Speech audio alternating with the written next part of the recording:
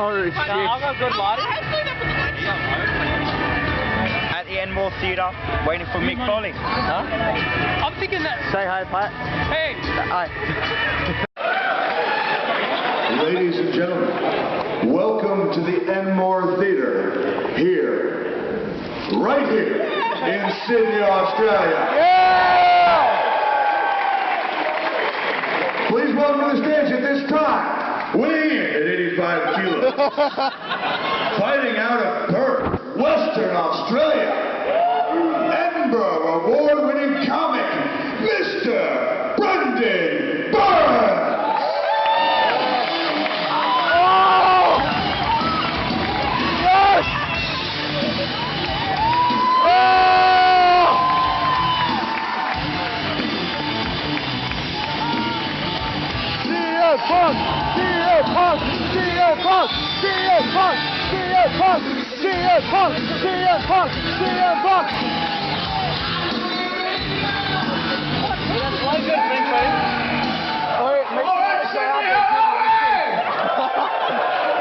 That we should have called it an evening with, because there's been many a celebrity that has tried to do stand-up, and we realise that if you're like a guy from like another realm and you start doing stand-up, you kind of get carved with the same brush as Chopper Reed, you know? Like, I'm a bit funny, I'll kill people, I'll book a theatre, that'll be fucking good, won't it? You know, or John Wayne Bobbitt, or Mark Jacko Jackson, showing my age there. But that's not who we're dealing with here, ladies and gentlemen. You know, Mick was always one of my favourite wrestlers. He's one of the greatest mic men of all time. Every story has a beginning, middle and end, so don't yell shit, right? And I appreciate that it's very exciting that he's in the room, but please, join me as we welcome to Sydney, the Enmore Theatre. Stand up out of your chairs and welcome to Sydney, sir. 6-time New York Times bestseller, 3-time WWE champion. Ladies and gentlemen, raise the roof, stand up, and welcome Mick Foley!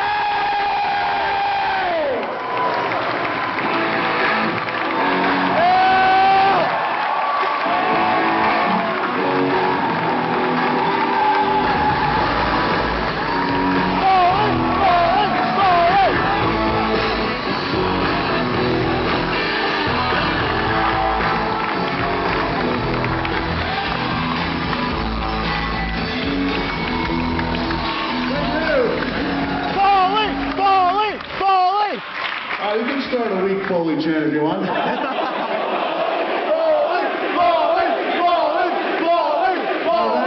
The longer you chant, the more time I have to ponder the question of, what the hell am I going to do up here? And to follow Brendan Burns, man, an Edinburgh Award winner. Any parents still here with their children? You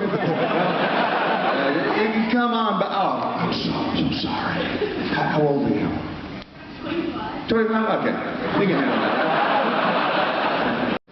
No, he doesn't, your brother. I don't do that, man. That's the closest thing you can come to being completely naked up there. Let's face it, nobody wants to see me naked.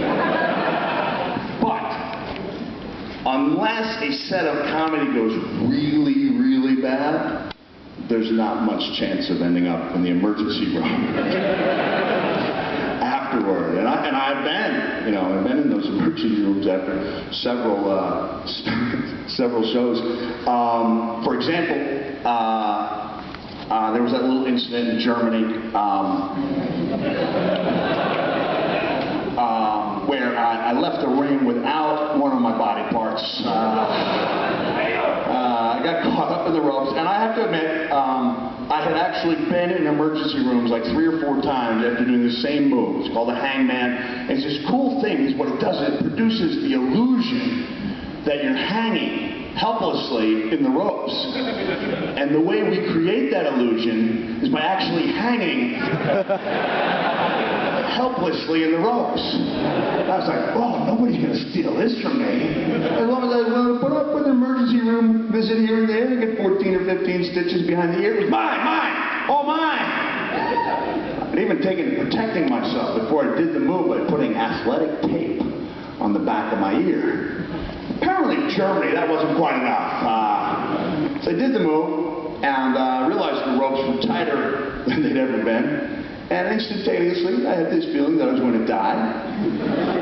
And so in a move that I like into a fox chewing its paw off to escape the trap, I pushed my head out of those ropes and hit the floor. And immediately I saw the bright red pitter-patter of blood hitting the bright blue canvas. And it's funny the type of thoughts that go through your mind in traumatic moments like these.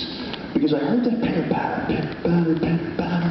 And I immediately thought of that old classic song, Listen to the Rhythm of the Falling Rain. And thought how much it sounded like Ricky the Dragon Steamboat's entrance music. Because one went, listen to the rhythm of the falling rain. And the other one went, loves his wife and kids and does the best he can. Ricky Steamboat the Dragon. And nothing gets you pumped up more for a match.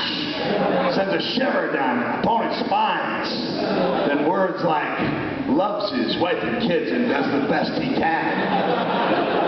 And I knew from the past, my past emergency room visits, that the back of the ear is made up mostly of cartilage and therefore it's not likely to bleed.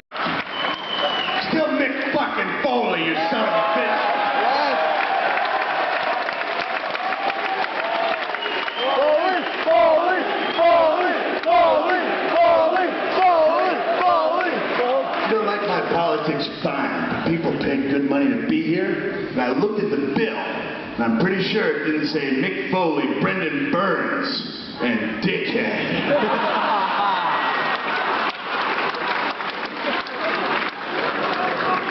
All right. Oh, it does say Dickhead on the bill?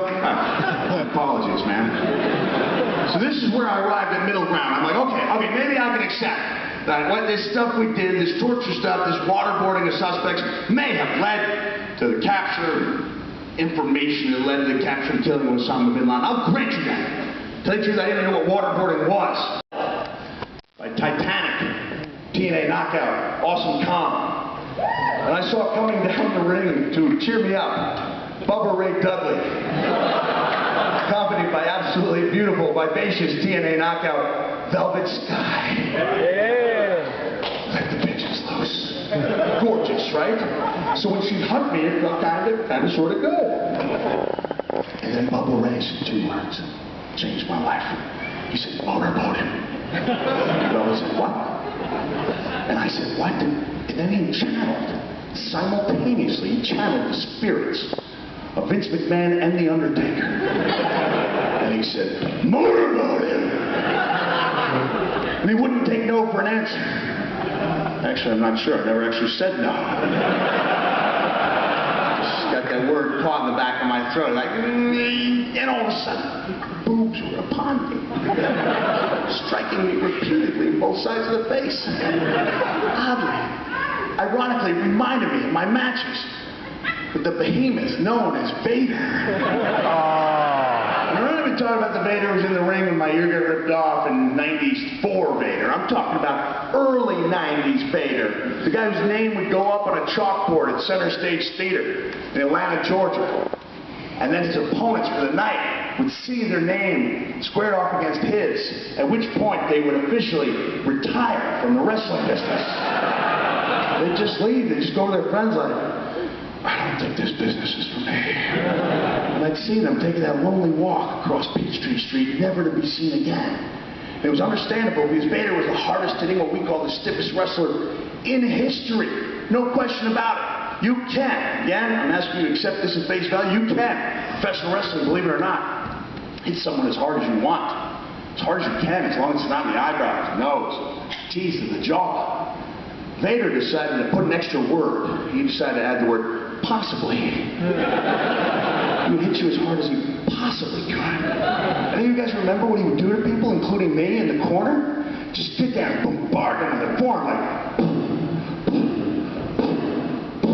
If you've been around as long as I had, you wrestled Vader as much as I had, you knew how to give with the blows, find the rhythm and give with the blows, at which point he would confuse your rhythm by hitting you like 5 times with the same forearm. So it was right forearm, left, right forearm, left, right. Velvet Sky was doing that to me. With her tits.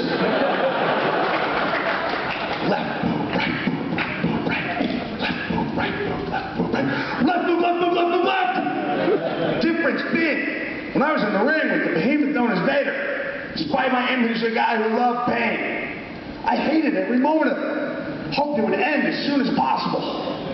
The Velvet Sky was battling me, blasting me with those bodacious boobies. I loved every moment of it. I hoped it would never, ever end. And then it just ended. She just walked away. I finally found the determination to say that N-word. No! Don't ever stop! Despite my image of being thrifty, which is not wholly undeserved, I think I would have given up almost everything I owned to make sure that it never ever stopped. And it was crazy because I knew it was wrong on so many levels. Like, I'm a happily married man. Because this was a TNA house show in Germany, there were literally dozens of witnesses.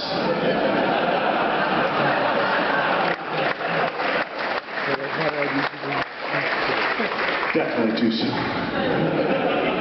And instead, I was just sitting there like this shocking, hideous transformation. Those people in Germany, they'd seen a man walk into the ring as a certifiable hardcore legend and saw him reduced to being Kate Winslet at the end of the Titanic. A scene where Leo DiCaprio drifts tragically, but quite handsomely, at the bottom of the North Atlantic.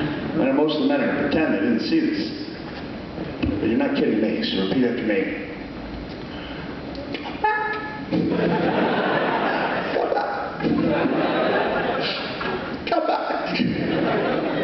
It was at that point, at my most desperate, that I realized that we, the United States of America and the world in general, I believe some of our world leaders have assembled here in the back, meeting in the balcony, we had to redefine the word torture.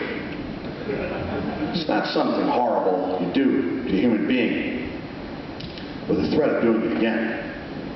It's something absolutely wonderful we do with a human being with the threat of never doing it again. No, all right, thank you. This is the part where people with weak stomachs might want to seriously think about hitting the exits. I'll give you a minute, because we're going to look at some images of graphic, physical torture. It's not going to be comfortable, but it's something I feel strongly about. You turn your head, it will be over. My initial feelings were of emboldenment and anger. Defiance. Listen here, you son of a bitch! When he told me to go home.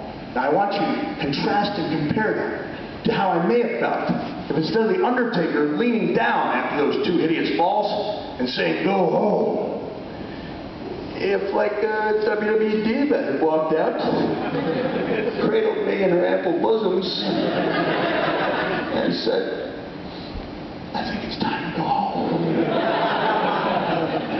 What do you think I would have done?